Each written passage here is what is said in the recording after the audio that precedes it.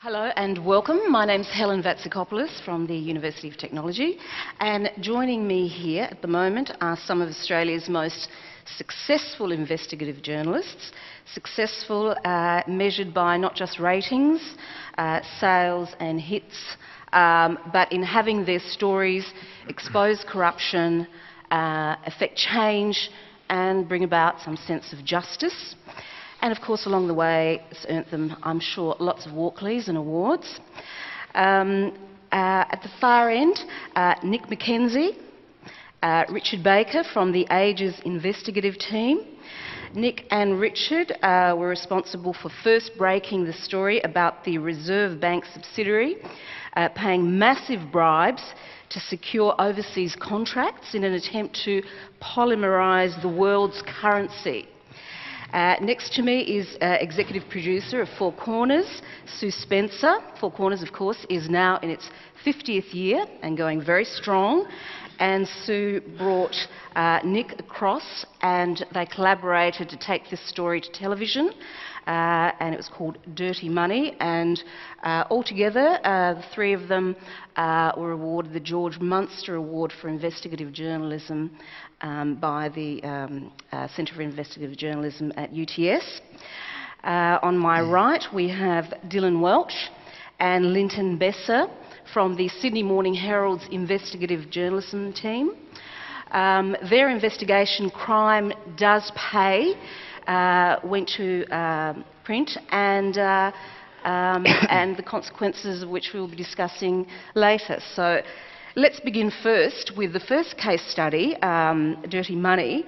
Richard, I wonder if you'd start. Could you tell us how you first got a whiff of this story? Yeah, certainly. First got a whiff of the story in about September 2008.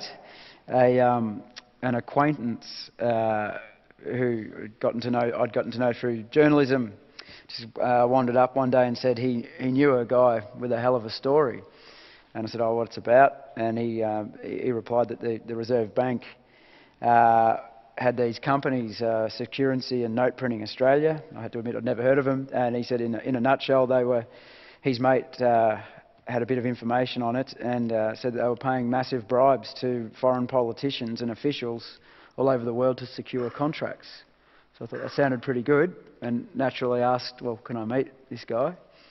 And so we set up a meeting. And this person, we haven't revealed their identity because they asked to remain confidential, and so I might refer to him as an insider for the sake of for ease. Anyway, the insider and I met at this little cafe near the Ages old brick toilet block building in Spencer Street in Melbourne, which thankfully we're no longer there. And the insider had recently resigned from Securency and had explained how the company was 50% owned by the Reserve Bank of Australia, and its board was controlled and overseen by Reserve Bank appointees. In the case of Securency and Note Printing Australia, it's an assistant central bank governor, a guy called Bob Rankin. Before that, it was a deputy governor.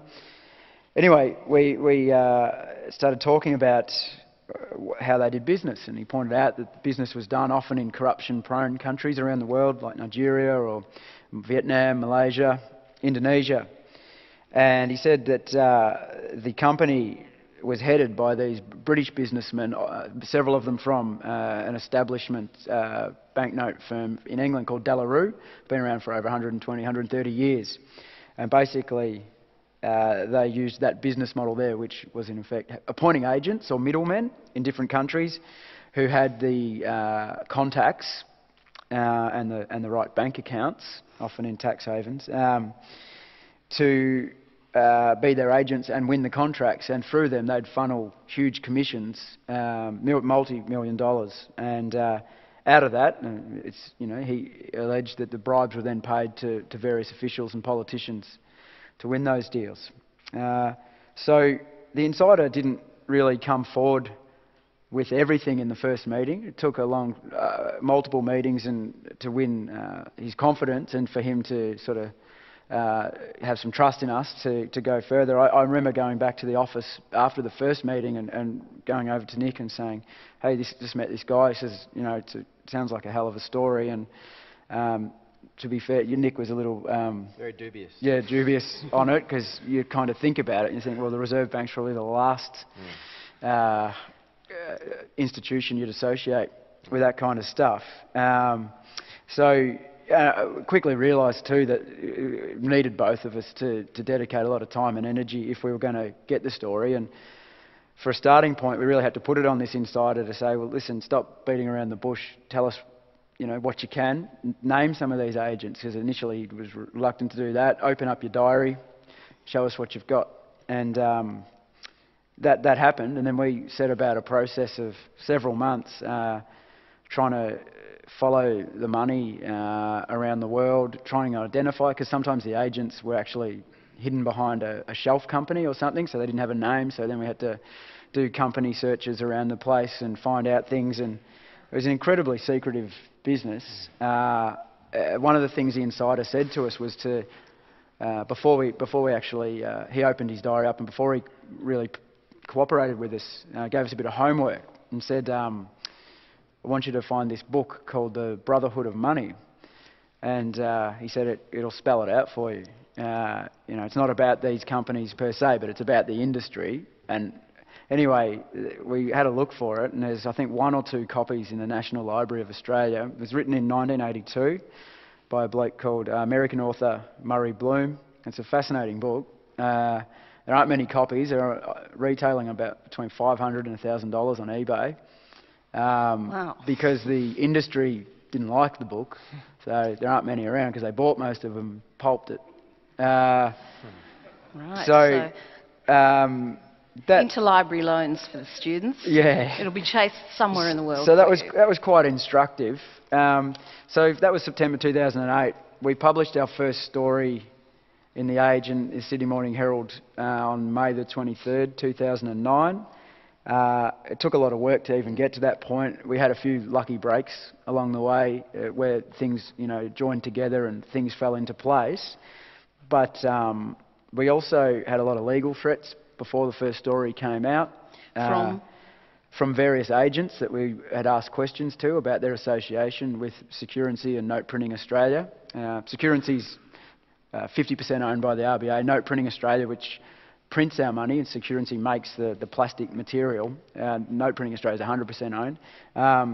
So we had, the legal threats from those agents. And then when we put the questions into the companies, got a very strong legal letter, which I've still got a copy of, which has a good line in it. It said, by the tone of Mr. McKenzie and Mr. Baker's questions, it clearly indicates they have no knowledge of this industry. So I like that. That was good. In the 6 months it took to do the story, just in terms of how he sort of... The insider didn't have any really prima facie evidence at all. There was no, he didn't have the smoking gun. He didn't basically had no proof. And so what we had to do is to corroborate what he told us. And it's a process that... And it's good fun. It's sort of like being a detective. And one of my favourite sayings is employing Detective Google. But a lot of what we did was just gather as much information as we could from everybody in the banknote industry here and abroad. We began to develop contacts in central banks, in law enforcement agencies in places like Africa. And we got the names of the people the Reserve Bank companies were employing overseas to win contracts, the people we thought who were corrupt, who were bribing officials. And some of the breakthroughs, I remember once late at night at work, we finally got onto a name of one of these guys they were using in Africa. I simply Googled it and found that he was charged with corruption in Africa. And convicted. And convicted, yeah. And for that, that's a bit of one of many little breakthroughs where we said, wow, the RBA, the Reserve Bank of Australia, is employing a guy who is corrupt, convicted in court, to work for it. How can, as journos, we've just done a Google search and found that. How can they not know that? Now, of course, they knew it. And the reason they employed the guy was because he was good at paying bribes. And that helped us advance the argument that there's something really wrong here. And to this day, the question remains is the Reserve Bank of Australia's due diligence was abhorrent. It was non-existent. And without any law enforcement technique, we can't tap phones, we can't put listening devices in cars. As just journos, just hitting the phones, Googling, speaking to dozens of people, we cracked it. And it leaves open the question, how come they didn't know? How come the Reserve Bank didn't know what was going on? Yeah, particularly as they get a list every year. They get the board of Securency and Note Printing Australia, they would get a list of all the agents, their names, and how much money they're getting paid, and often where they were getting paid. So it's kind of mind-boggling to think that this went on, and the claims of ignorance are pretty incredible, really. So yeah, the week as we led up to that story, we got the legal threats from the agents, the company, and we spoke to the Deputy Governor, Rick Battolino, on the night before the story, and put some allegations or the questions to him, and said, "Oh, we're going to write this story tomorrow, alleging this company's, corrupt." And there was silence on the other end of the phone. It was just nothing for about 10 seconds, and he came back and said, "You sure about that?" And I said, "Yeah, I think so." And anyway, he went on, "Well, if this is going on, this is outrageous, and there are rules and policies. We have very robust policies to prevent this sort of thing."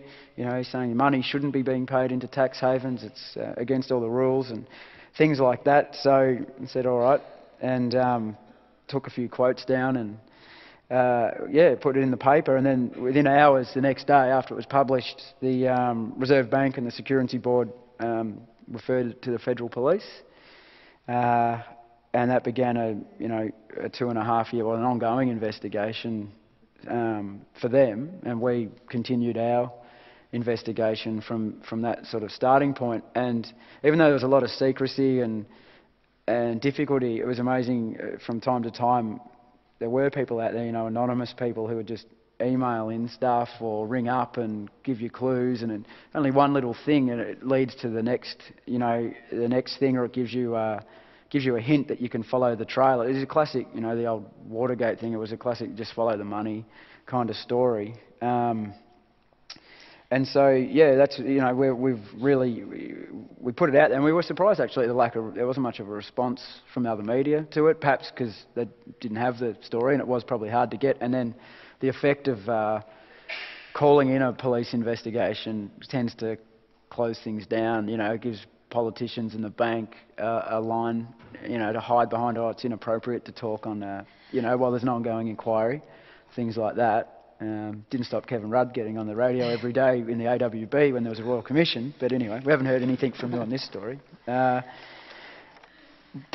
yeah, so really we continued chipping away for 6 months, and then really it needed a bigger audience. It needed a television exposure, yes. Yeah, and that leads us to the Four Corners. Yes. Yeah. So, Sue, tell me why you decided to take this story on, given that the insider did not want to be identified, wanted to remain anonymous, and perhaps that's fine in print journalism, but in television we always say, well, show us the pictures, and it went to where an actor played him, and he wasn't pixelated or in the shadows or anything like that. How did you come to that decision to do all of that? Okay, well look, I think that I was a bit like Richard and Nick, very surprised at the lack of the follow-up to the story, and I kept on thinking that this is an absolutely fabulous story. And then I just can't remember the chain of events. Being I started talking to Nick, and he said that I think that this could make great television, but clearly the role of the whistleblower was going to be important. And I think in the end, what really got us over the line was that the whistleblower clearly didn't want to be identified, but he was prepared to do an audio interview with Nick. And once we had that audio interview, and that we could actually use the act in terms of actually bringing in an actor to essentially speak the whistleblower's words, that was very important from television point of view, that we could actually could actually use him to help tell the story about how the bribery was occurring within Securency. I think too, another thing is that I think even the whistleblower was actually getting frustrated that even though he had, the federal police had been approached, the investigation was going very slowly. also in terms of the, the Reserve Bank was essentially, pulling down the shutters, making no comments. And so once again, it seemed to be, this is where working with the Age and using television in terms of actually making sure that this story is still there, still hasn't been resolved. It should actually be told, and we should get a better response than what we have. So what I might do is just show the beginning of the story, and in the beginning you will see the whistleblower, who is portrayed by an actor, but he comes in just after the beginning of the program.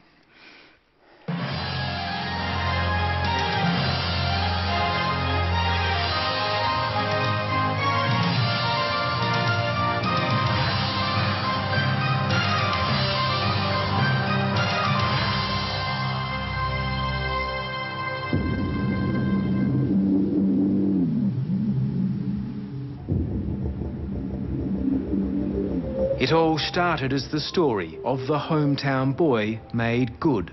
A Melbourne-based company, Securency, marketeers of Australia's polymer banknotes, was going to hit the big time. Polymer banknotes were introduced into Australia. Its aim to conquer the world. The global acceptance of Guardian polymer technology has been extremely positive. Instead, something went terribly, terribly wrong, leaving the very pillar of the nation's financial system, the Reserve Bank of Australia, ensnared in an international bribery scandal.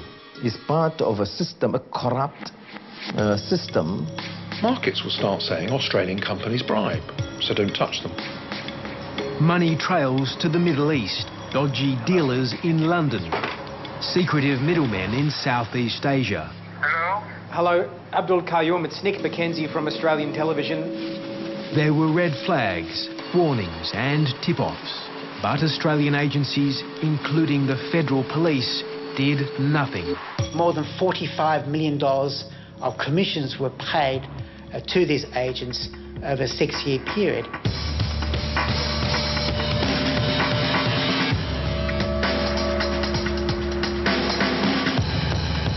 Tonight on Four Corners, Dirty Money, a story of greed, corruption and cover-ups.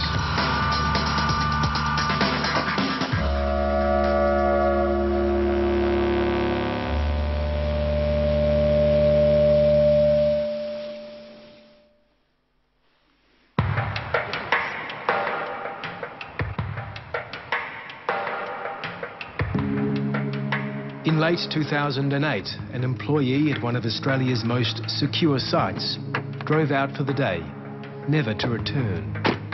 The secrets he held would one day lay bare one of Australia's worst corruption scandals. The insider worked for Securency, a subsidiary of the Reserve Bank of Australia. His taped interview with Four Corners has been portrayed by an actor to protect the insider's identity. Well, we were told to be very careful what we said on the phone and what we wrote in emails in particular. I mean, they basically didn't want a trail. We were told that we had to be very careful, and we knew why. The secrets our insider held were known to very few, even within Securency's fortress-like headquarters. And for good reason. Securency was playing a very dangerous game. Well, they'd refer to a deal or a bribe payment as looking after someone, or paying backsheesh to someone, or carrying spare parts, when you're doing business in these parts of the world. Okay, so that's it. Let me... So I guess, I mean, even though, I mean, that sort of, just gives you a little bit of an idea. I mean, I guess what the real advantage for Nick and Richard in terms of getting this story to a wider audience was that, and I think this was mentioned by Anne Davies in the earlier session, was the fact that, you can actually pool resources. And now we had an opportunity to actually put Nick and a producer, Wayne Harley, on a plane, and he could actually travel to to Malaysia, to the United States, to the United Kingdom, and actually follow that money trail. And in television terms, straight away, that actually sets up a wonderful narrative and film opportunities. And so essentially, we had all that we needed to tell this story.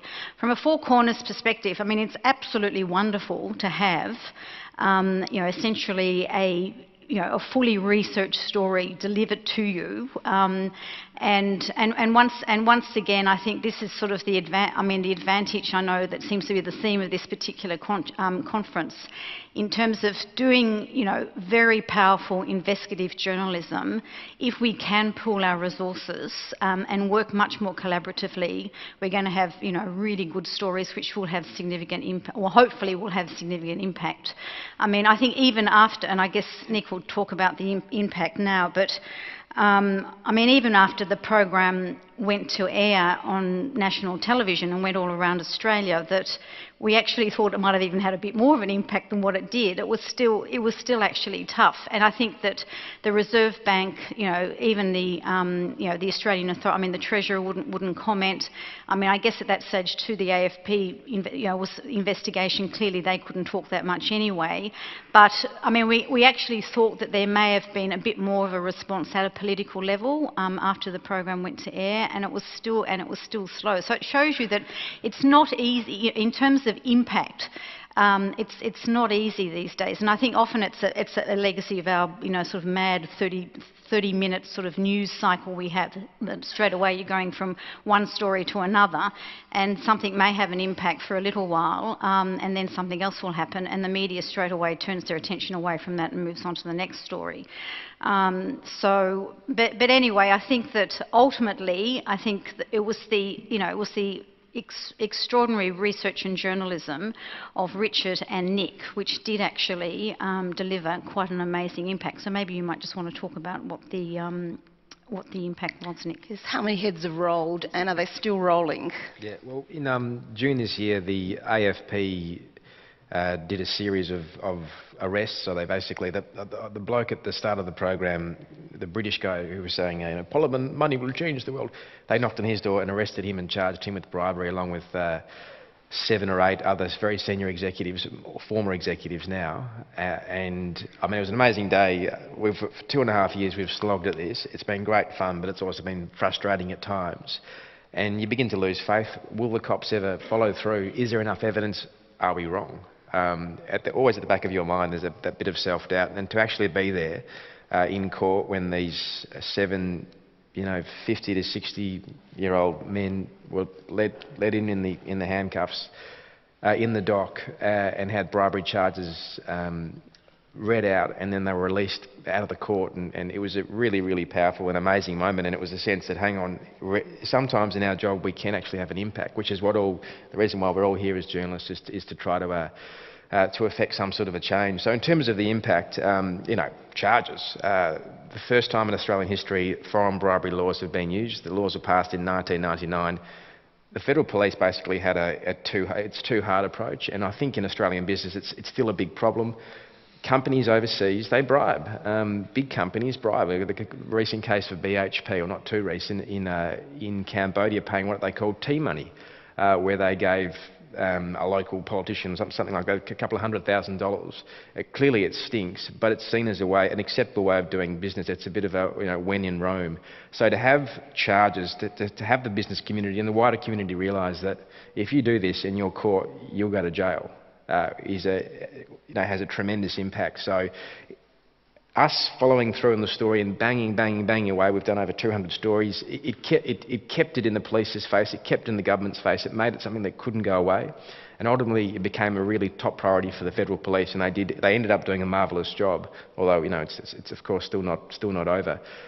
So the broader impact, apart from the individuals being charged, is the accountability that's now around corporate Australia. And I think this is a case now where, in any major company, when they're saying to their staff, if you're over in Indonesia or China, remember the Securency Note Printing Australia case. If you bribe, you get caught, you're inside, you're being locked up. And that cultural change is very hard to measure, but we think it's been fairly profound. And certainly the police have said so. And, every sort of blog and company memo about corruption now refers to Securency. So it has had that sort of a change. The impact around the world, there's been tremendous media coverage. Just today, The Guardian broke a fresh story. There's been another charge in the United Kingdom. But, you know, from Africa, Europe, the New York Times, the Wall Street Journal, they've all picked up and followed on various elements of the story. One of the very disappointing things to date is the lack of follow in Australia. Now, we've got a real problem in Australia, a real industry problem. It's highly competitive. We have a very small industry. So if Fairfax breaks a story or News Limited breaks a story, sometimes there's a tendency not to follow the ABC, not to follow other people's stories. And in fact, when I worked at the ABC, I found that if I broke a good story, it'd be picked up by both Fairfax and News Limited because it was the ABC. But now I'm at Fairfax, News Limited often seems not to follow our stories, and vice versa. We're both guilty of it. But it means that the stories don't get the coverage all around Australia. And the coverage is so important to get the political change, to get the politicians to pay attention and to take notice. So, you know, massive worldwide media coverage. It's a real thrill to see your story picked up in you know, The Guardian or whatever. But, you know, very disappointing. On the day of the charges, the Australian had a reporter in court. I'd never seen him before. And I said, you know, how long have you been in the Oz? And she said, oh, 3 days. And I said, oh, they sent the intern to cover the case. And, you know, they put it on page 5 and they buried that story, no doubt about it. Very disappointing, and you know, the question must be asked why. But so in terms of having that impact, we felt like we had to be fairly strategic because we know how the Australian industry operates. Hence the partnership with Four Corners was about getting as many people involved in the story, eyes on the story as possible. And what TV does, I mean, I still get a bit of a thrill just watching the start of that Four Corners. It brings stuff to life. And as a newspaper, and this has probably been a bit of a failing of myself and Richard, you know, RBA, money, it's a complex sort of thing. It can get bogged down in newspaper articles. It's harder to bring it to life. But if you're you know, got the vision around the world, and, you know, part of I think I got 3 or 4 doors slammed in my face, and we knew they were going to get slammed in my face. It was part of, I guess, the theatre of saying we're trying to knock on these people's doors. They don't want to speak to us. You know, they're covering up things. You know, highly embarrassing, but it makes the point, and it brings it to life. So I reckon there's another point just to add on. I know it's taking a long time, but on what Nick was just saying there, and it's sort of a bit of a commentary on the state of the media and I suppose you know, the public's interest in things. The day we ran in conjunction with the Four Corners program, we kept this up our sleeve for a while. The Insider had this, you know, sexy thing where he was asked by one of the executives to procure a prostitute for one of the visiting central bankers from overseas, and we'd had it there for a while, and we knew if we put that out on the front page, and sure enough, like on 9MSN, on all the websites, it was the only time it was the most viewed story because it had a great headline: RBA hooker bribe. Yeah, sex sells. Sex sells. Yeah. Maybe you could try cartoon next time on your website. Well, we could think about that. Yeah, we might try. It is actually, in terms of impact, one of the things you realise as a journalist, and I think Quentin Dempster, a well-known ABC journalist, makes the point, is for a really good story to turn into a scandal, you know, for it to be picked up everywhere and talked about, it's got to have several sort of elements. First element is having the journalism there, the story to be broken, and then you need political follow. You need a politician to stand up, or a party, and say, let's make a case of this. Perfect example, AWB and Kevin Rudd. Kevin Rudd made his name on the wheat board. The gross hypocrisy of Mr Rudd and Labor a couple of years later, when this thing blows up and they don't say a single word, but by denying its airtime, they deny its existence, and the scandal doesn't sort of follow. So that's been one of the lack of impact in the story, is the fact there's been very little political buy-in. And, you know, the other thing you need, and I think especially nowadays, you've got the story, you've got the politician. To make it really sell, it seems like, you know, celebrity, sport and sex. And a classic example is a terrific story Four Corners did about a rugby league sexual assault issue, where you had a celebrity and a sportsman and sex, and that story went ballistic, but it had all those elements. And became a political issue, and something was talked about. And another good example is the cattle story, the abattoir story. There was great vision, and it became hugely politicised. And as soon as it's talked about in Parliament, then, you know, the story gets a life of its own. Sue, just very quickly, we're talking about collaboration here. There was no sense of rivalry in the sense that you both have websites and online, and did you have any executives saying, well, now, this is you can't share everything? Yeah, this is where it does get tricky. I mean, on one hand, I mean, and you can understand it. I mean, you know, obviously the Age wants to protect their journalists, and it was an Age story, and Nick and Richard are employed by the Age, though actually Nick was seconded to Four Corners for when we were making this program. But what I actually always encouraging is the fact that we actually sort of, you know, we cross promote, and that we actually link out on our website to the Age website and vice versa, and we still find huge resistance, and particularly in the ABC, to doing that. And straight away the ABC sees us as if we're actually, you know, sort of sending all the potential visitors to the ABC site going to the Fairfax site. But I still think this is a very limited view, because I think in a way that, you know, it's actually, it works both ways, and also you want the Age to actually link to the Four Corners site, or to, I mean, or more specifically the ABC News online site, which is the one which has the most traffic. And I think that we just need to break down those barriers and not see it as us as sort of separate silos, and always in competition. And once again, it's all about, I think, what Robert Rosenthal was saying earlier this morning, that the thing is, the most important thing is that if you've got a good story, you want to make sure that it gets out, you want it to have an impact and deliver some sort of results. And then also, as journalists, you're actually sort of, you know, you're doing what you're supposed to do. And also we have it even within the ABC. I mean, you know, the same sort of competition exists between Four Corners and 7:30 and Lateline and Foreign Correspondent, and particularly I think with this story, I mean, you know, the ABC has a number of financial reporters who you would expect should be following up, you know, a major scandal about the Reserve Bank, and it just doesn't happen. And I just don't get that. And I think that you know, we need to sort of, as I've said, you know, in the end it's about the story, it's not about us, you know, it's about the story, and I think that's what we should push more. Thank you. Because we're going to run out of time, I wonder if anybody would like to ask a question at this stage, because you have to go, Richard. Yep. So does anybody want to ask Richard in particular, but certainly Sue and Nick, a question now before we go to the second case study? No? I think we covered it. Sorry. Yes? The normal reaction. Yes?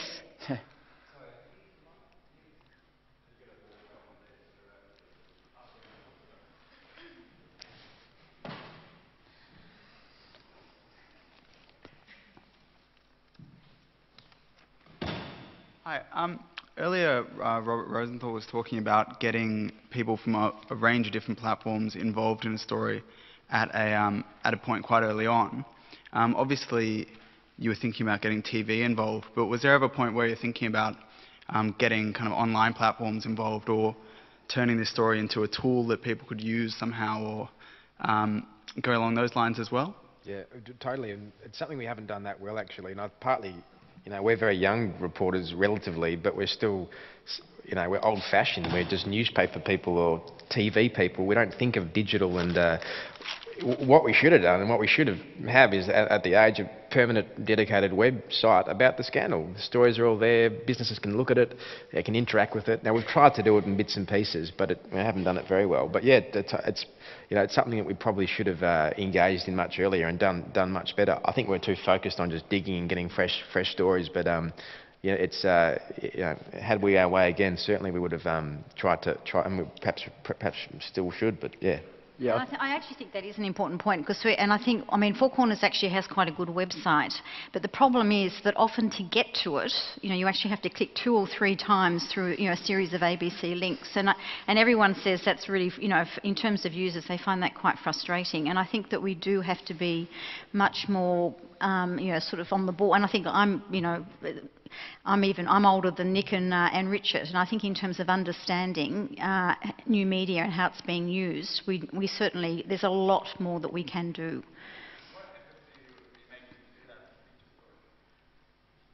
What efforts are we making to do that? Well, I think that, like, now the papers have got, you know, the iPad apps and things like that. had that been available, and we had a long lead-in time to the initial first story we did in the paper, had that technology and been available back in 2009, we probably, you know, in the current thinking at the paper, we would have prepared something special for that. So maybe had some documentation, added extras.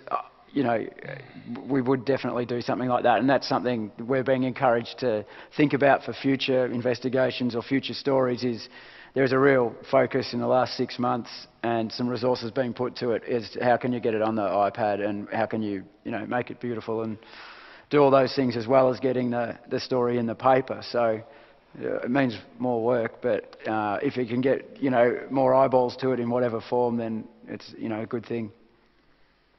Just very quickly. I was just wondering how much you think of it as just lack of public awareness or education, as opposed to lack of media diversity, which creates interest in the media in the first place, to get an interest in these stories. Yeah, I mean, there's a bit of a... Partly the Australians get the media that they deserve. The reason tabloids do what tabloids do is people want to read that stuff. So there hasn't been a massive interest in overseas corruption. It's overseas, it's in Africa, it's not our problem, it doesn't involve sex, football, you know. But it's our job to break through that as well. You know, it's a real challenge, especially a sort of complex financial story like ours. Okay, I think we'll now move on to the second case study. Linton, Besser and Dylan Welch work for the Sydney Morning Herald, and they investigated the New South Wales Crime Commission in their series of investigations, Crime Does Pay. Now, Linton, can you begin by just encapsulating for us what exactly did you uncover and how did you come to the story? Well, we came to the story from two quite different places. Dylan has a really long experience as a police reporter, and I hadn't done a police story for about 5 years. So we had quite different mindsets. I mean, ultimately, the idea was to have a look at the New South Wales Crime Commission, which was a very secretive and very powerful organisation, still is in New South Wales. It's the top criminal intelligence agency in the state and maybe one of the best in the country. But there is not much known about it, and it had never really been exposed to any great scrutiny. And ultimately, what we discovered was the Crime Commission has two tasks. Its primary task is to investigate organised crime and beat the kingpins of Sydney's underworld at their game. And its secondary task was to confiscate proceeds of crime that emerge as a result of these investigations. And what Dylan and I discovered was that, in fact, what the Crime Commission had done was almost flip its priorities around and had confiscated an enormous amount of money from criminals, but many of whom had escaped proper investigative scrutiny by the Crime Commission because they had paid their due. And what emerged was a picture of an organisation that had become addicted to the slap on the back from the politician of the day for bringing money into Treasury. That there was a tangible measure of their success, that they'd brought in $250 million since they started doing this, but the arrest rate had been spiralling downwards. And I mean, we came to the story in different ways, and I think Dylan can talk about his side, but I became interested because our legal affairs reporter at the time, Joel Gibson, had filed this fantastic story in 2009 about a High Court case in which the Crime Commission had had its key power to confiscate proceeds of crime ruled unconstitutional. And there was an emergency sitting of Cabinet and an emergency sitting of Parliament, and they'd rushed through an amendment to circumvent this ruling. And I thought, gee, well, they've been confiscating proceeds of crime for 20 years or more. What has happened to these proceeds of crime? I've never heard of this agency. And that's where I came to it. But yeah, well, I guess on the other side of that, the Crime Commission, I mean, the other big part of the story that got everyone's attention directed towards the Crime Commission was Mark Standen. He was an assistant director there, probably their most senior investigator, the guy who really was responsible for much of their good work for about the last 15 years. And then, of course, suddenly he was arrested, charged with conspiracy to import a massive amount of pseudoephedrine, which is a drug precursor. So that perhaps also suggested that not all was right at this very secretive, it's an understatement. So it got us thinking about how could this occur. I mean, this is what happens in these kind of organisations. When somebody like that gets busted, they immediately try to paint it as there's the rotten apple, you know. Everything's fine here, that guy was a crook, but we're not. And sometimes it's true, sometimes it's not. But we were very interested in seeing if the stink went any higher or further. The other thing, because as a police reporter, I'd spent a lot of time talking to cops and to crooks. And both cops and crooks, because remember they're civilians at the Crime Commission, they're not cops. Both cops and crooks had a lot to say about the Crime Commission. A lot of it was very good, and to this day I will defend a lot of the work the Crime Commission does, particularly, funnily enough, in investigating significant murders. The murder of the Lynn family, if you remember that one, as well as the murder of Michael McGurk. Both of those, I would suggest, probably wouldn't have been solved, or at least solved to the extent that they've charged people, were it not for the good work of the Crime Commission. They can burrow down and spend a long time investigating things where others can't, and they can scare the hell out of people with their powers of compulsion. They can tell somebody, you come in, and I'm going to ask you a question, and if you lie to me, or if you refuse to answer, you're going straight to jail. And that tends to have a pretty powerful impact. The cops, of course, don't have that power. Yes, just tell us about some of your sources. Obviously, you can't reveal them, but how did you come across some of the information? You write about a man called Joe who had a trophy pen. Tell us that fascinating story. Yeah, well, that was one of the stories I'd heard for a long time. So I'd heard a lot of stories about the Crime Commission over years, some of them not positive. One of them was a crook I knew who the Crime Commission had turned their gaze upon him, and they had they'd frozen his assets, his house, and they declared he had earned a certain amount of money. I think at the beginning it was about $500,000 in criminal wealth. There was a long negotiation. He fought it, he challenged it, it went to the Supreme Court, and as often we found as these matters ended up, they were negotiated. Instead of actually having a finding, they ended up just a bit of, well, we'll do this, we'll do this. The end result was on the final day when they went to the Supreme Court and they were meant to settle it, the Crime Commission said, look, let's go outside and had a quick chat, and they said, look, ultimately, how about we just settle on about, I think it was whatever you have in your bank account, which at the time was about $60,000. He said, oh, I don't have that much in the bank account anymore. I've got about $30,000. They said, all right, fine. But one of the Crime Commission guys there, he had this a Crime Commission pen, big silver thing with Crime Commission written on the side of it. He said, crook, Joe, as we call him. He said, but I want the pen.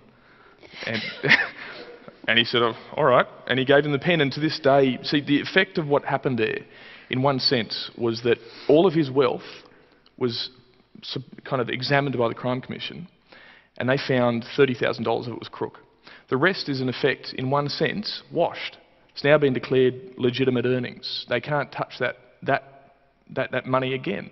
He has that pen sitting on a stand in his bedroom. But if I can just add that actually when they start that process with Joe and with all of these very significant organised crime figures, they start with the position that 100% of their wealth is ill-gotten gains, and then they eventually cut a deal where they both walk away and no litigation goes to court. And so the effect of that, as Dylan said, is that the money that they walk away with, and this is irrespective of any criminal charges or any other investigations, this is a civil matter, any money they walk away with is deemed clean.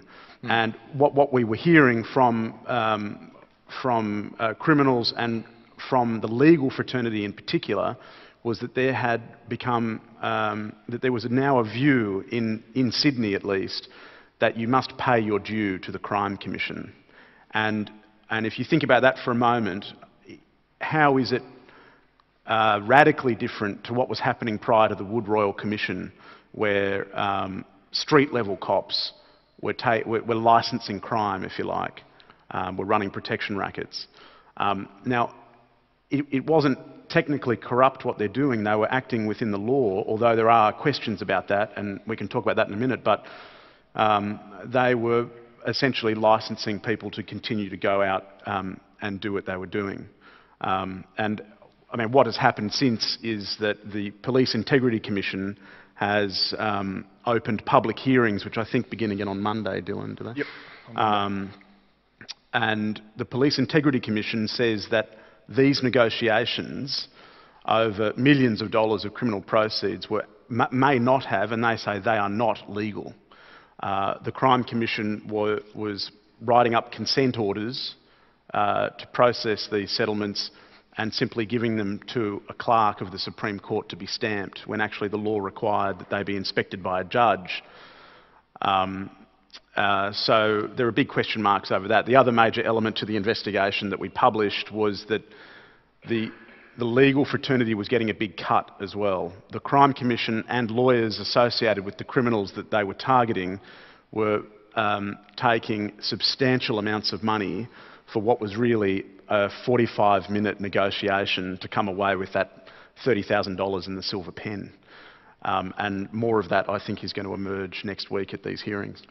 So were you able to substantiate a lot of what your sources were telling you through a paper trail?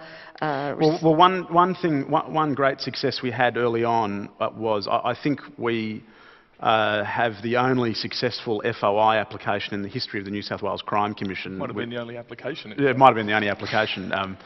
They didn't actually realise that they were FOIable. Yeah, that's right. The first time I put in the application, because there are exempt agencies like ASIO, but the Crime Commission is not exempt. It's just that certain functions are exempt from the Act. So when we put in the application, they got a very junior lawyer there to write back to me and politely say, "Get nicked. We're not.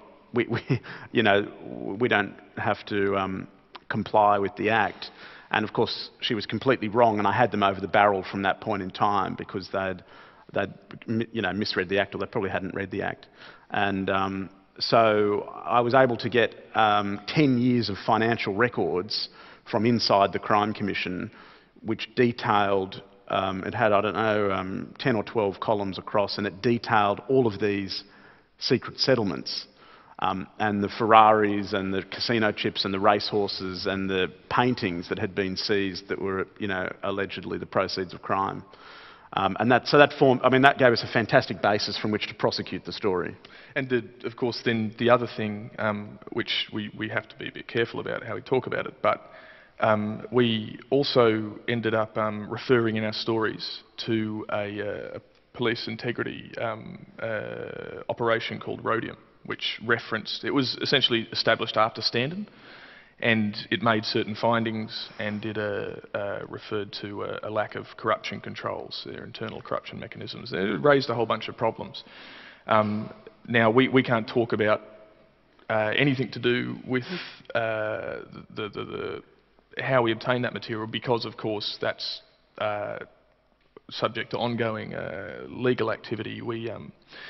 There was certainly in the most remarkable legal document I've ever seen in my career, we received, both Linton, me and Fairfax generally received these subpoenas from the Crime Commission demanding access first physically to our phones, our physical phones, then also to anything held by anybody who had, that anybody within Fairfax, within the PIC, or with a relationship to either of those organisations, anything to do with the Crime Commission. I mean, it was the broadest... I think it was broader than that. It asked for all telephone records of all journalists in the Sydney Morning Herald newsroom.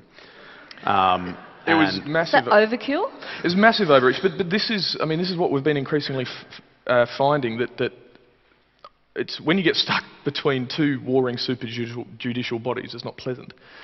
But the other thing is that these guys are so used to operating, you could say, with impunity, or just operating without much. they're used to getting their own way. They have legislation that allows them to act in a way that is contrary with the usual application of the law. And they just don't like not getting their way, and they're used to being able to bully people.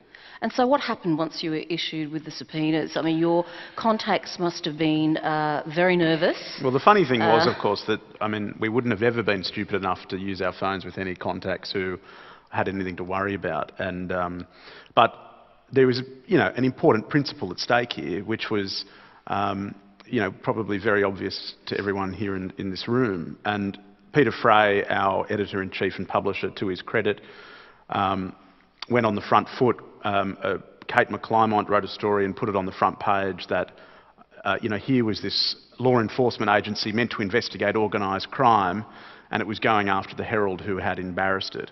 Now, we're not above the law, and Peter Fray never suggested we were, and we're not. But we resisted the subpoena to the extent that we were able to under the law, and the Crime Commission dropped off.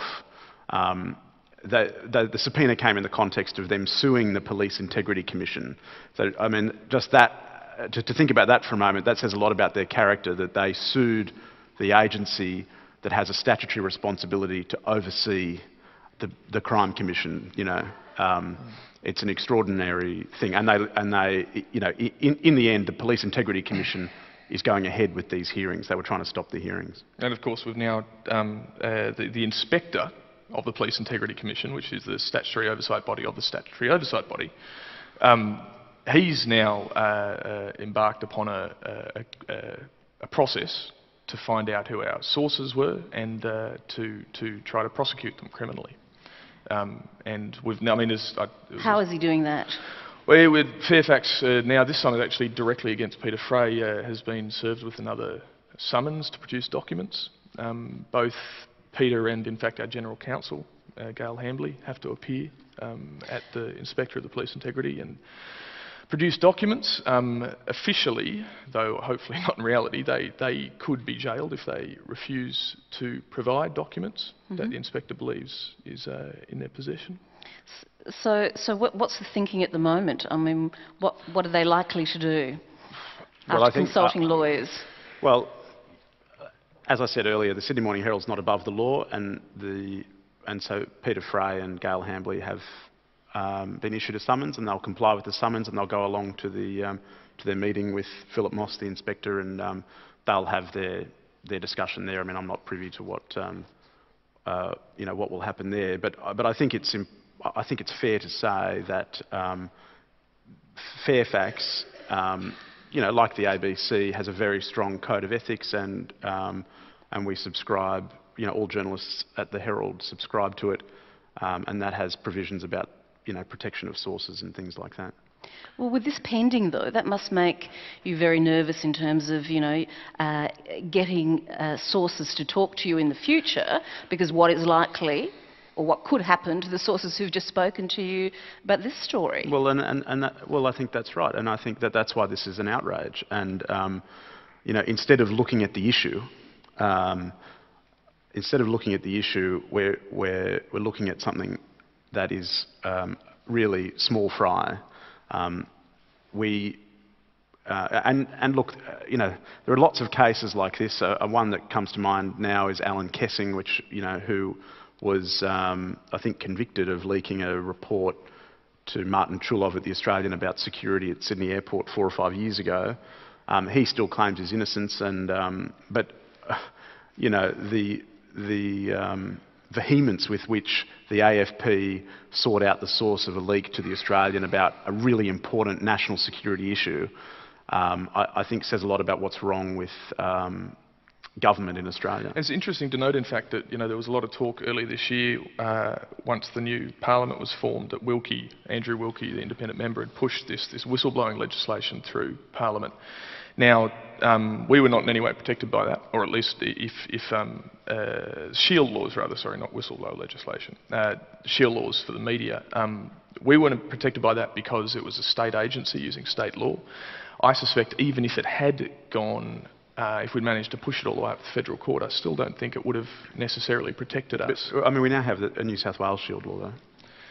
Yeah, but I still don't think we can rely on that in this situation. So, I mean, well, anyway, the problem is it's an untested statute. Yeah. So no one knows. Yeah, certainly. While there was good intent there, it hasn't certainly hasn't solved the problem. Okay, I think we might go to questions now. We've got about 10 minutes left. Any questions? No? I can't resist it, I'm sorry.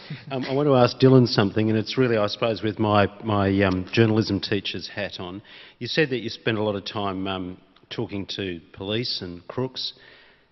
How do you get to meet a crook? Downing Centre and Central Local Court, they're wonderful places. They really are. I mean, I've met a lot of people through the courts. People call you. I mean, I think how it never ceases to amaze me how you come across people. I think Nick would probably say the same thing. There's no one way.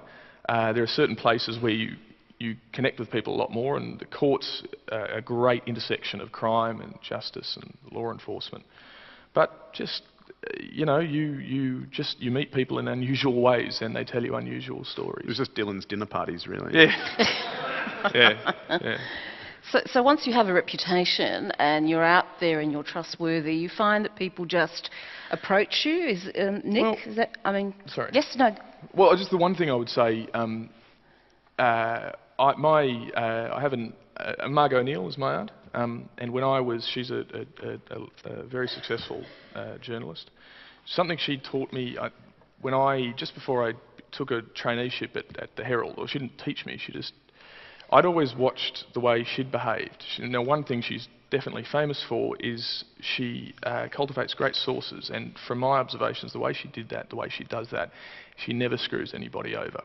She treats them politely. She doesn't push them. She doesn't, force them to reveal things sometimes that they, don't want to reveal, and she respects their confidence as always. And that's, I think, one of the most important things you can do. Just the other day, I was speaking to a person who, hopefully the story will be a very, very impressive one. And I was trying to convince this person to talk to me and tell me the story. They didn't really want to.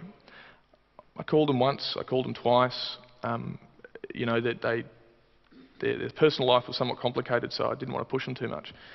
But and when I thought all hope was lost, and I was, this incredible story that would very important to the public interest was not going to come off because he wouldn't talk to me. I got a call from him last night, and he said, "Look, okay, why don't you come and we'll have a talk?" And he then said, I spoke to somebody, and apparently you're trustworthy. And I think it's really important. They need to be able to know that. Because as we've seen with our Crime Commission story, these people put their lives at risk. Not always literally, sometimes, and their lives are ruined. The journalists, it's I suppose a cliche, but these whistleblowers, these are the most important people in terms of this kind of journalism. They ruin their lives in order to tell an unpalatable truth. And they get no recognition for it. You look at Alan Kessing. The guy lives in a little house up in the Blue Mountains. He doesn't even answer his phone half the time. He's paranoid. Ruined. The government has ruined his life. Successive governments have ruined his life. And they continue to do it with people who tell truths that is not, they're not positive for the government. I'm sure with Securency, people involved in getting that story out probably haven't had the easiest time because it's just, people don't want to know about it. So it's interesting, we're talking about protecting your sources. Four Corners, its 50th anniversary this year, getting stronger and stronger. After this collaboration, given the pressure on whistleblowers, and they know that they could be targeted and their lives could be ruined, would you contemplate using actors like you did in that if you had a great story and you trusted that whistleblower? Would you do it again? Oh, absolutely, absolutely. And I think that in terms of Nick and Richard's insider, clearly he wasn't interested in being identified in any way, and I don't blame him. I just would have thought, we all know, and it's what Dylan's saying, that whistleblowers do. People who do actually, out themselves end up having a shocking life, and why would you want to put yourself through it? And I think it's easy for us as journalists because we move on to the next story, and sometimes it's all care and no responsibility. And I actually think we do have an important responsibility to our sources all the time, and that's really fundamental. And if it means that you actually have to use actors in order for them to tell their story, so be it. And increasingly, I think you're finding people are reluctant to actually, identify themselves. Does that mean they're moving away from that, the security of being able to be filmed in the shadows and, wear a wig and, the whole palaver? That happens. It is tricky. Obviously, the issue of using an actor who's actually saying the words of someone else. There's lots of arguments about the appropriateness of that, or the actor's going to put we went through, Four Corners, in the 80s was doing a lot of sort of reconstructions with actors, and then there was a lot of criticism because, in essence, they can actually, sort of put their particular style, they can, they sort of raise an eyebrow, or they could give a particular impression which really isn't there if it was the real person talking. And there's a debate you can have about that. I actually think in the Securency story, I was prepared. I know that Wayne Harley, who was the producer, and Nick, who were working with the actor. Essentially, it was played pretty straight, and they just got him to actually sort of talk. As sort of. It wasn't a performance, I don't think, and I think they're sort of things which you have to take into consideration, particularly from when you're actually broadcasting something like this and how viewers are going to respond to it. And did the actor look like the insider at least? Unfortunately, he did. The insider actually called me up. Geez, it looks. My mum said that's you. And how is the insider now, given that this is, still an ongoing story? Do you think the authorities have a clue about who it might have been? It's a different case because this guy, is a federal police witness and he's been useful and, he's vindicated. This is a bloke who had the guts to speak out and what he saw actually happened. So it's a little different for him. Mind you, there's people who suspect they know who some of our insiders are, and they do get a hard time. He's not going to get a job at the Reserve Bank anytime soon. All right, last chance for a question. Nick, you said you were quite dubious of the insider when you first heard of the story. So what was it that made you want to follow it up or made you trust him? It's just always about corroborating what you're told. And I was dubious of the story because I just thought, the Reserve Bank's not going to be engaged in bribery. It just doesn't make sense. But one of the reasons we took the insider seriously, then we've got a dozen insiders now. People just started coming out of both companies saying that there's something wrong. He was credible, and I just when you meet someone, you just make that judgment. I think, are they? All journalists get a lot of nutters calling them, but you know that because and this guy was serious. But when everything we tested, everything he told us we tested, and if we got it wrong, we were going to face a multi-million-dollar lawsuit. So it was just about doing that process. And when you were first trying to test it early on, were you kind of given time, or was that something you were looking at in your own time, or did your newsroom allow you that time to look it up, considering it was such an outlandish... Yeah. We're lucky because we're in the investigative unit, we're sort of shielded from the day-to-day deadline, so we did have a fair bit, we've got a lot of time to work on stories. But there was no great secret to it, and as journalism students, there's this whole mystique about how you get your sources and how it's a lot easier than I think than people think. People do want to talk to journalists. It's human nature to talk, and finding out information, if you just apply common sense, you can normally, it's not that hard to track things down. So it just takes time, and you've just got to be diligent, and you've got to be persistent. And it's still the most important part, I think, of that type of journalism, is just talking to people and getting to know people in particular areas, and eventually, like you say, it's not that hard. You just keep on talking, getting to know people, and things appear. What is very difficult is sometimes substantiating it or following it through. It took them 2.5 years. It took us, and ours was far less work than that. It took us the better part of a year. It's a hard slog, but the most important thing you can do is just be approachable. And things also land in your lap. Richard didn't tell the story, but one of our big breakthroughs for the Four Corners piece came like a day or two before we went to air, and a guy calling himself Victor from Indonesia sent an email to me and Richard saying, "I have some documents, would you like them?" And we just thought, we actually sent our too, right? Yeah, we sent our foreign correspondent in Indonesia to meet him, and he came back and said, this guy's just a lunatic, you know.